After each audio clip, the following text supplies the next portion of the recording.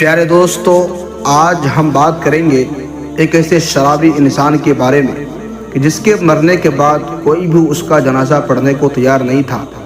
دوستو، جب اس شخص کا انتقال ہوا تو جنازہ صبح سے اس کی آنگن میں پڑا ہوا تھا اور پورے گاؤں میں اس کی موت کا چرچا ہوا، لیکن کوئی بھی اس کی آخری دیدار کے لیے اس کے گھر نہیں آیا اور نہ ہی گاؤں کے کسی عورت نے اس کی بیوی سے آ کر حال معلوم کی۔ دن مکمل گزر گیا اور پھر جنازے کو قبرستان لے جانے کا وقت بھی آ گیا کہ اتنے میں ایک اور انہوں نے ہو گئی۔ دوستو، آخر یہ سب کیا ماجرا تھا؟ آئیے ہم آپ کو اس ویڈیو میں معلوم کرتے ہیں۔ دوستو، بہت پرانے زمانے کی بات ہے۔ کسی گاؤں میں ایک شخص اپنے خاندان سمیت رہتا تھا۔ وہ بہت بدچلن اور برا انسان تھا، ہر وقت شراب کے نشے میں مست رہتا تھا۔ گاؤں کا کوئی بھی شخص اس کو پسند نہیں کرتا۔ وہ شخص محنت مزدوری کر کے جو کچھ بھی کماتا، اس کا زیادہ تر وہ اپنے شراب پینے کی عادت میں لگا دیتا۔ اس کے ساتھ ساتھ اس کی بیوی بچے بھی مفلسی کی زندگی گزار رہے تھے اور وقت گزرتا جا رہا تھا اور اس آدمی کے جسم میں شراب خون کی جگہ لے رہی تھی۔ وہ اپنے خاندان کے لیے جس قدر محنت کرتا جا رہا تھا، اسی قدر اس کی صحت خراب ہوتی جا رہی تھی اور گاؤں والے اس کو بالکل پسند نہیں کرتے تھے۔ اسی وجہ سے اسے کوئی بھی اپنے یہاں مزدوری کا کام نہیں دیتا تھا۔ ہمیشہ سے اپنے گاؤں سے کام کے لیے کسی دوسرے گاؤں کی طرف جانا پڑتا تھا۔ اس کی بیوی کچھ نہ کچھ سلائی وغیرہ کر کے اس کا ہاتھ بٹاتی تھی، لیکن اب وہ بہت زیادہ بیمار رہنے لگا اور ایک دن ایسا آیا کہ بیچارہ مر گیا۔ اس کی میت اس کے آگے میں رکھی تھی اور اس شخص کے بچے، اس کے بیوی اس کے پاس بیٹھے تھے اور اپنے سہارے کو حسرت بھری نگاہوں سے دیکھ رہے تھے۔ دوستو، کچھ بھی ہو، بچوں کے لیے باپ دنیا کا سب سے اہم شخص ہوتا ہے، لیکن اس سے بھی بڑھ کر تکلیف دینے والی بات یہ تھی کہ گاؤں میں ہر گھر کو پتہ چل چکا تھا کہ اس آدمی کی موت ہو گئی ہے، لیکن کوئی بھی اس کے گھر نہیں آیا۔ اس کے شراب پینے کی عادت کی وجہ سے گاؤں کے سبھی لوگ اس سے بہت زیادہ نفرت کرتے تھے، لہٰذا اس کی بیوی کو ہی آخری رسم کی ذمہ داری اٹھانی پڑی۔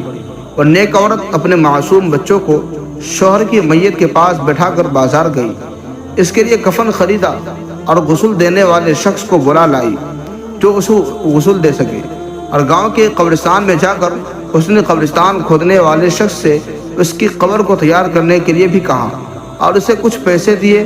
اس کے بعد وہ گھر واپس آ گئی۔ بچے غم اور پریشانی کے عالم میں ماں سے لپٹ کر رونے لگے اور ایک بار پھر ان کا گھر رونے دھونے کی آواز سے بھر گیا۔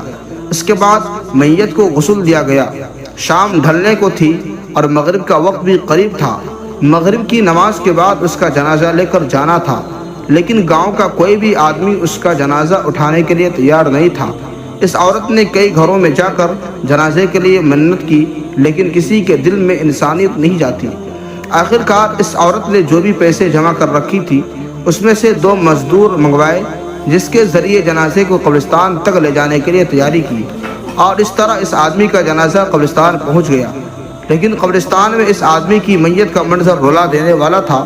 ایک اکیلی عورت میت کے پاس کھڑی تھی، انتظار کر رہی تھی کہ کون آئے گا اور میرے شوہر کا جنازہ پڑھائے گا۔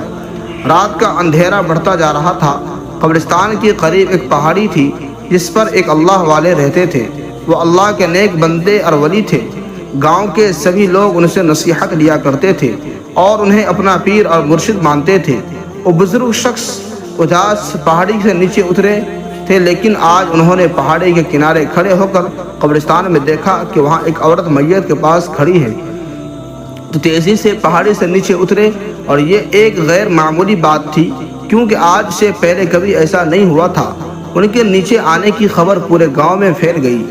دیکھتے ہی دیکھتے سارا کا سارا گاؤں قبرستان پہنچ گیا۔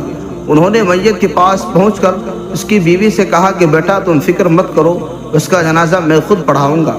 جیسے ہی انہوں نے نماز جنازہ پڑھانے کے لیے کہا تو گاؤں کے سارے مرد ایک ایک کر کے جنازے کی نماز پڑھنے کے لیے ان کے پیچھے کھڑے ہو گئے، اور اس طرح انہوں نے شرابی کی نماز جنازہ پڑھائی۔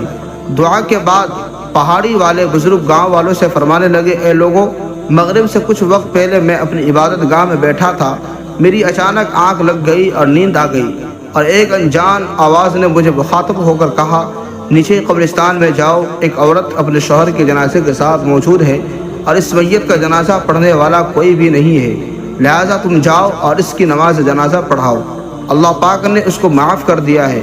تو میں نے پہاڑی کے کنارے سے کھڑے ہو کر جب قبرستان میں دیکھا تو وہی منظر پایا اور کہا میں اسی کام کے لیے نیچے اترا ہوں۔ اس کے بعد انہوں نے اس کی بیوی کی طرف متوجہ ہو کر پوچھا، اے نیک عورت، تو مجھے یہ بتا کہ یہ شخص ایسا کون سا کام کرتا تھا کہ جس کی وجہ سے اس پر ایسی زبردست اللہ کی رحمت نازل ہوئی ہے؟ وہ عورت کہنے لگی کہ حضرت یہ تو ہر وقت شراب پیتا رہتا تھا، دن بھر شراب خانے میں بیٹھا رہتا تھا، لیکن 3 کام ایسے تھے جو یہ ضرور کیا کرتا تھا۔ ان میں پہلا یہ تھا کہ میرا شوہر ہر رات شراب کے نشے میں رہتا اور اسی حالت میں سو جاتا، لیکن جیسے ہی صبح اس کی آنکھ کھلتی تو وہ نماز ادا کیا کرتا تھا۔ اس کی دوسری اچھی بات یہ تھی کہ اس نے اپنے بچوں کے ساتھ ہمیشہ 2 یتیم بچوں کی پرورش کی۔ ہمارے 4 اولاد میں سے 2 بچے ہمارے ہیں، لیکن 2 بچے یتیم ہیں۔ اور تیسری عادت یہ تھی کہ جب بھی اس کا شراب کا نشہ اتر جاتا تو وہ رو رو کر اللہ تعالیٰ سے معافی مانگتا۔ رات میں جب بھی اس کا نشہ اترتا تو گر گرا کر اللہ پاک سے دعا کرتا، یا اللہ تو ہی میرا مالک ہے اور میری اپنی اس بری عادت سے چاہ کر بھی بچ نہیں پا رہا ہوں، پتہ نہیں مجھے اس بری عادت کے بدلے جہنم کے کس کونے میں ڈالے گا۔ وہ انہی الفاظ کے ساتھ رات بھر اللہ تعالیٰ سے فریاد کرتا رہتا تھا۔ یہ سن کر وہ بزرگ کہنے لگے اللہ تعالیٰ نے اسے معاف کر دیا ہے، اور اس کے بعد سب گاؤں والوں نے مل کر اسے دفن کر دیا۔ دوستو، یہ واقعہ کوئی مستند نہیں ہے یا کوئی قرآن و حدیث کی بات نہیں ہے، محض اصلاح کی غرض سے ایسے واقعات بیان کیے جاتے ہیں۔ آج کے اس کہانی سے ہمیں یہ سیکھنے کو ملا کہ انسان چاہے کیسا بھی ہو اسے حقیر نہیں سمجھنا چاہیے۔ انسان کے اعمال کا حساب اللہ تعالیٰ کے ہاتھ میں ہے۔ پتہ نہیں جیسے ہم حقیر سمجھتے ہیں وہ اللہ کی نظر میں ہم سے بہتر ہو، کیونکہ اللہ نیت کو دیکھتا ہے اور ایک انسان دوسرے انسان کی نیت کو نہیں جان سکتا۔ امید کرتے ہیں کہ آج کی یہ ویڈیو آپ کو پسند آئی ہوگی۔ اس ویڈیو کو اپنے دوست احباب کے ساتھ ضرور شیئر کیجیے گا۔ ہو سکتا ہے کہ اس ویڈیو سے آپ کے ذریعے دوسروں کو بھی اصلاح ہو جائے۔ اور دوستو، آپ جانتے ہیں کہ اچھی باتوں کو دوسروں تک پہنچانا نیکی کا کام ہے۔ باقی آپ اس ویڈیو کے بارے میں کیا رائے رکھتے ہیں ہمیں کمنٹ سیکشن میں ضرور بتائیے گا۔ خدا حافظ۔